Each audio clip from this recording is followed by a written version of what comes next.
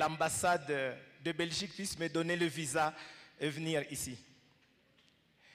Et j'ai eu mon visa juste le jour de mon départ. Et c'était incroyable.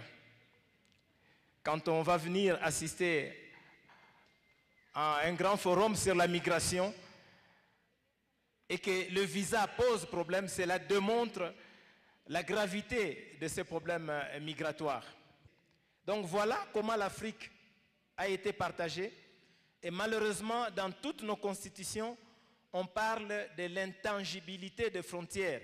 C'est-à-dire, on garde les frontières de la colonisation. Alors que ce sont des frontières qui nous posent de sérieux problèmes. Donc voilà cet aspect colonial qui fait qu'aujourd'hui, nous subissons cette pression migratoire occidentale, s'il faut le dire, alors que nous n'avons rien à voir, notre diversité, notre culture n'a rien à voir avec ces frontières telles qu'on les a tracées, comme si on coupait un morceau de gâteau. Non, les Africains, ils sont pauvres. Les Africains, ils sont malheureux. Les Africains, ils vont tous les jours en Europe. Mais on ne pose pas la question, pourquoi les Africains partent? Pourquoi les Africains partent? Non, les Africains, il faut les retourner chez eux. Il faut les chasser de l'Europe. Ils sont sans papier. Bon, moi personnellement, je suis d'accord qu'on chasse les Africains de l'Europe. Je suis d'accord. Mais pourquoi aussi on ne peut pas chasser toutes les ressources de l'Afrique qui ont enrichi l'Europe? Si l'Europe peut dire, la France dit, voilà, ça, j'ai construit avec l'uranium du Niger. La France dit, par exemple, ça, j'ai construit avec les cafés et les cacao qui est venu de la Côte d'Ivoire. La France dit, j'ai construit ça avec l'or qui est venu du Mali.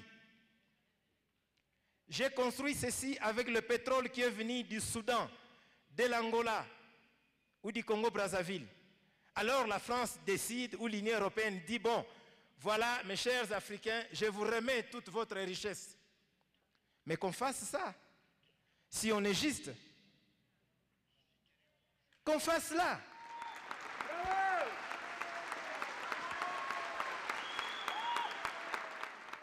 En Afrique, on a besoin de tous ceux qui ont des têtes, des bons techniciens, des médecins, des infirmiers. Eh bien, ils sont bienvenus en France. Ceux qui ont maîtrisé l'informatique, ils sont bienvenus en Europe, même aux États-Unis. Mais tout le reste, on dit non. Et en quoi cela est différent de l'esclavage d'hier?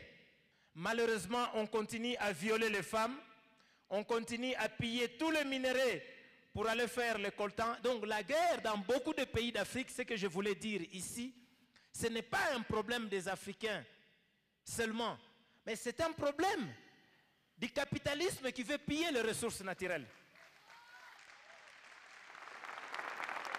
Et I'm from India. I appreciate what Mr. Victor said. It's exactly the same thing that's going on in India as well.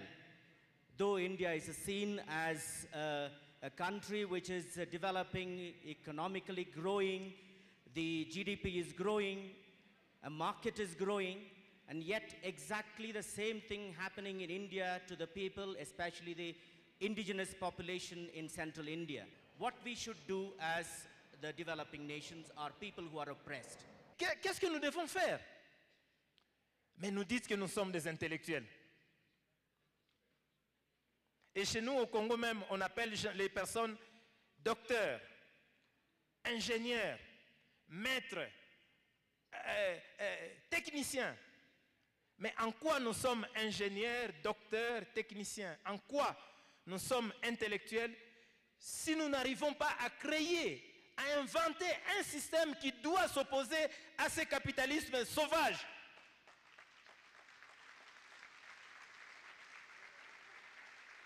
Voilà le travail que nous devons faire. Ça fait des larmes aux yeux quand on en parle. Mais passons à l'action.